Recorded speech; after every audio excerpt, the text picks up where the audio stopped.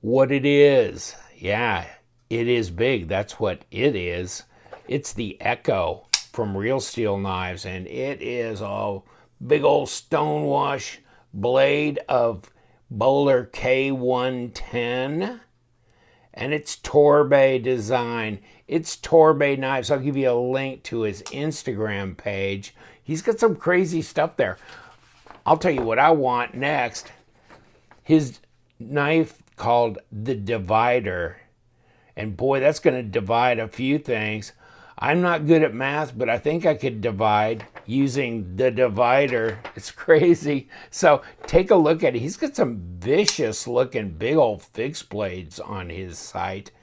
But this, yeah, this apparently is his first collaboration with a manufacturer like this. Oh, and that's a Haas. This thing's big, big, big. Here's my Civivi Vexor, which is a big knife. I mean, this is the Valley of the Giants here. And this is even bigger. I mean, taller as well. Just, I mean, it makes this one looks like a slender beauty. And this is a beauty, but it's not small. This thing is at least a 4-inch blade, and that's right up here, okay? That's over 100 millimeters, 102. But if you want to measure it down here, look at your cutting length.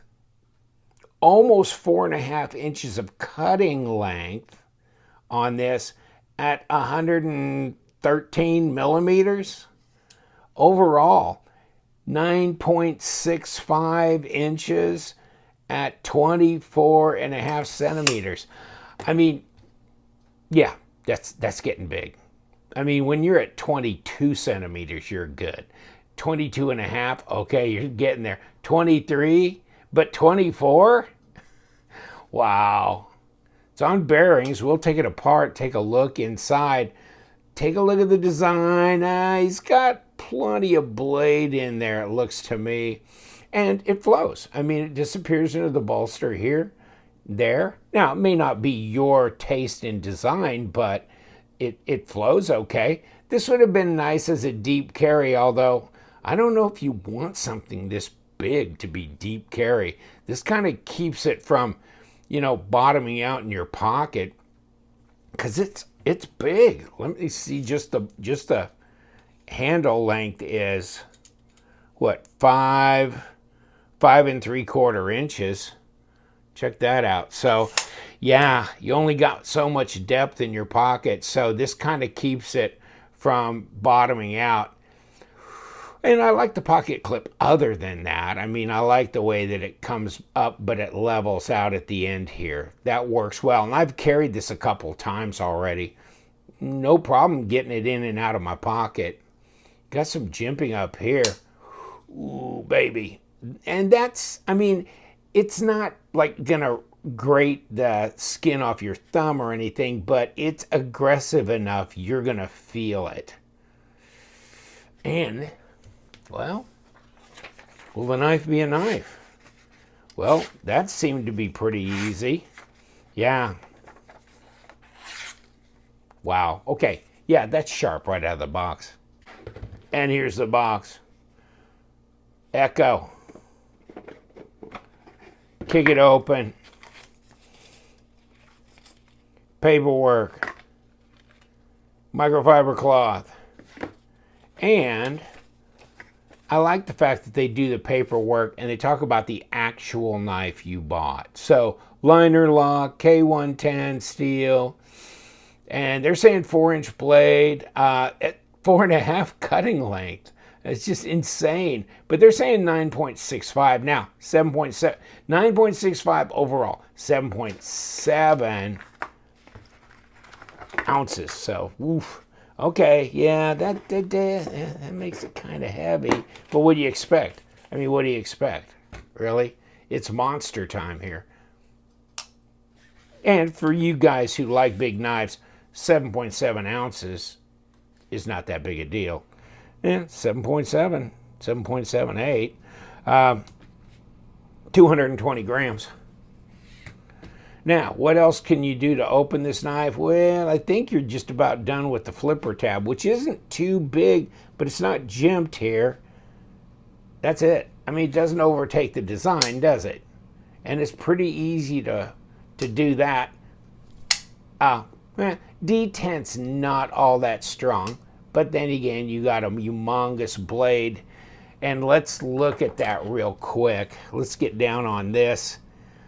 Not terribly thick, 0.13 of an inch, 3.4 millimeter, probably 3.5 really in actuality, and 15.1 millimeters, that's about 6/10 of an inch.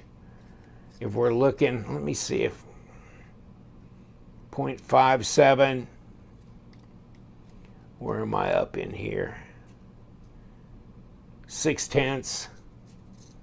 What am I on top of? 6/10 of an inch. Let me get back in here. 0.55.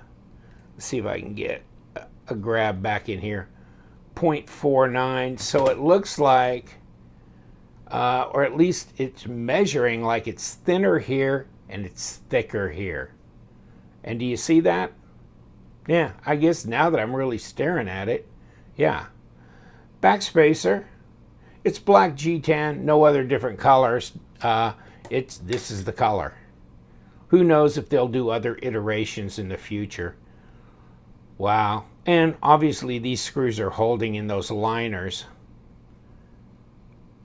Yeah, you got jimping here. The ergos. The ergos. Yeah, for me, it's okay. This choil is fine. It should not be any bigger than that, but that's fine. And yes, and I feel like I'm close enough to the blade here. And I can put my thumb up here. So yes, no real go forward position. A little choil in there for sharpening or whatever you want to call it. But yeah, and it's kind of a reinforced tip here. So that's not really too delicate looking as well on this multi-grind. Wow. But I'm not a big fan of things that come out like this to a point. But that being said, this one is such a big, long handle that I'm not out here, okay? I'm here. So I'm way far away from where it winnows away out here. And you got to pass through for a lanyard as well. Looks like it goes through the backspacer. Reverse grip is okay. It's comfortable. Kind of hanging my second finger up on that tip of that choil a little bit. So, but yeah, it's okay. Wow. So that blade just drops and it gets over the detent ball pretty quick. Just like that. It's over it. See? It's centered. I'm not getting any blade play or lock rock, nothing like that.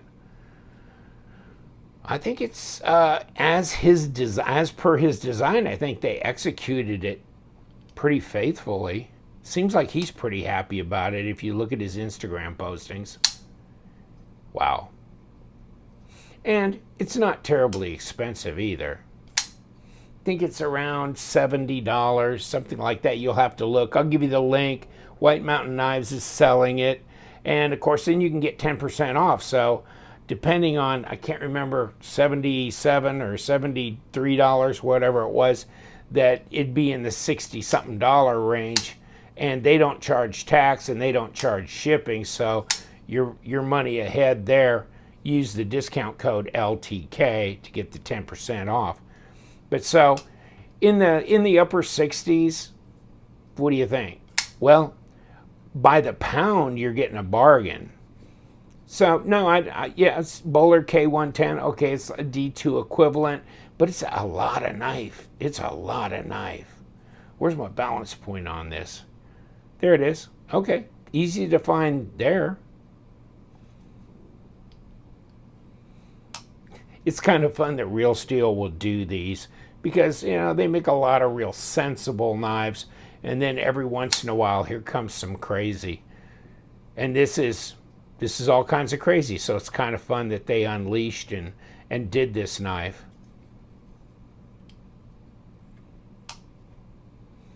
Hardware's nice. It's a machined look, you know. It's not the cap screw stuff, button top, whatever you want to call them. But yeah, these are nice. Machined pivots. There's your pass through to disengage the blade. It's easy to disengage.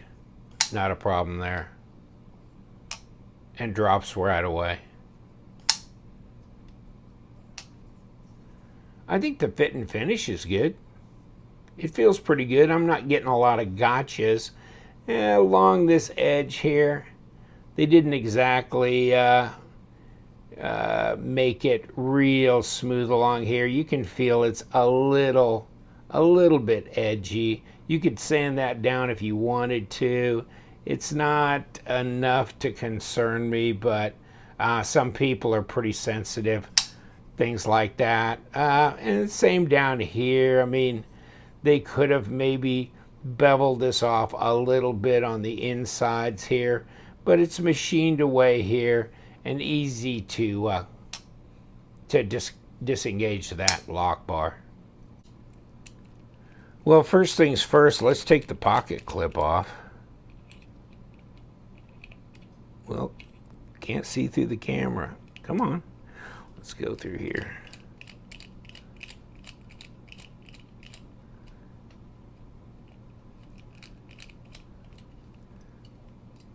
Grab it off of here. Oh, yeah. Well, that answers that question. I don't think you can flip this. They didn't give you an area like this on the left-hand side, so it looks like right hand only to me.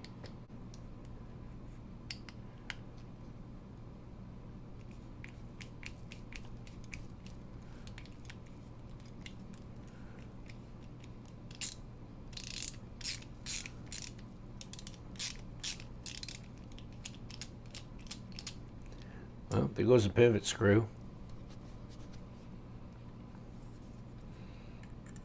Let's see what else we got here.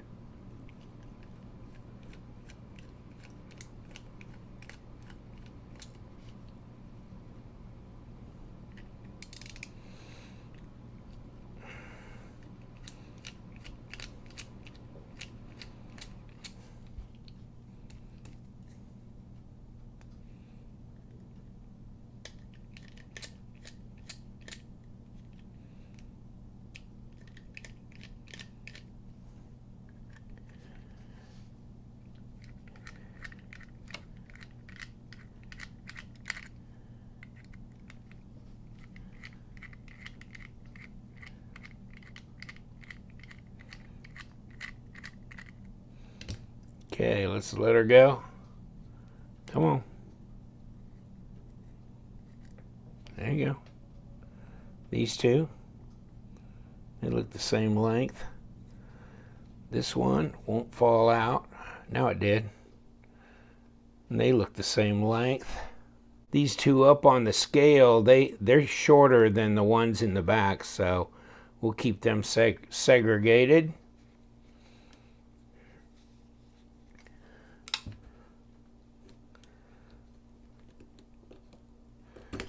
Okay, there goes the G10 scale, and it's machined out on the inside to make room for the liner. Here's the liner, which is not skeletonized. That might have been a good idea, seeing as how this is not exactly bug out weight, is it? And there we go with all these pass-throughs. And the backspacer, and the opposite side liner as well is not skeletonized. Now, interesting, huh? These roller bearings. Okay, haven't seen these for a while. Wow, interesting choice. I guess, you know, not a bad idea, because they give you a lot more support over you know, a longer distance. I mean, if you got bearings and you got a thin little bearing ring, you're not spreading it out and giving a lot of wide support, especially on a big old blade like that. So yeah, that makes a lot of sense. Blade stop. There's your so there's the rest of your pivot. Get away from here. And there we go. So what do we got? Well, ooh, I did take this off, but they do have a D shape right here that engages. So let's see where the where else that comes through. I don't see anywhere where the D shape actually engages a liner or the scale to keep it from spinning. So I don't know if that's even effective at doing anything, to tell you the truth. All right, nothing terribly complex. You got your scales, you got your liners, your bearings, your blade, pivot screw, pass-throughs, blade stop, backspacer.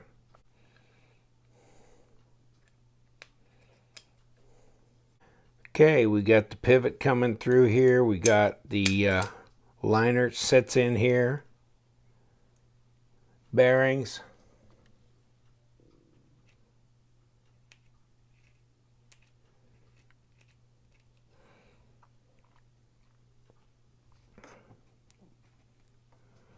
We need our blade stop reinstalled. Right there.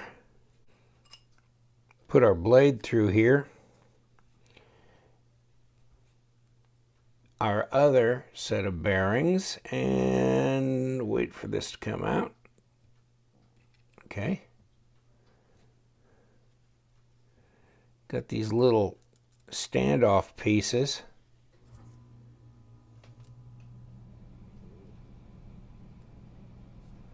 That need to be there for our backspacer.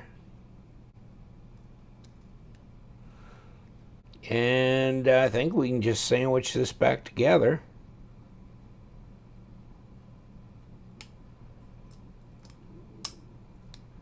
Just like that.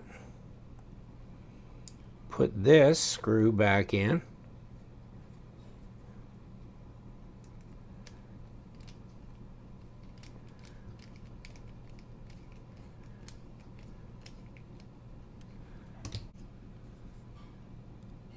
These longer screws here.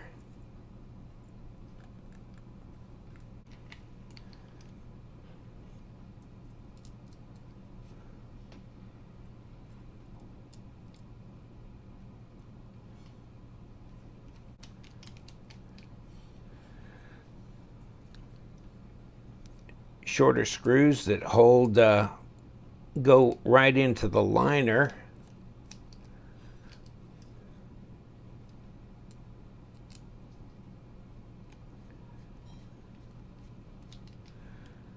All right. And the pocket clip.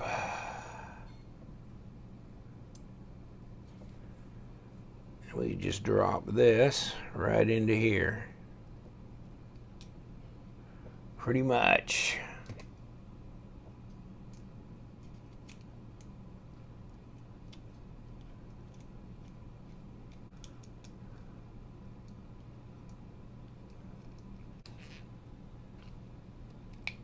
This pocket clip cinched down. We're good there. Let's see if we're centered. We look centered.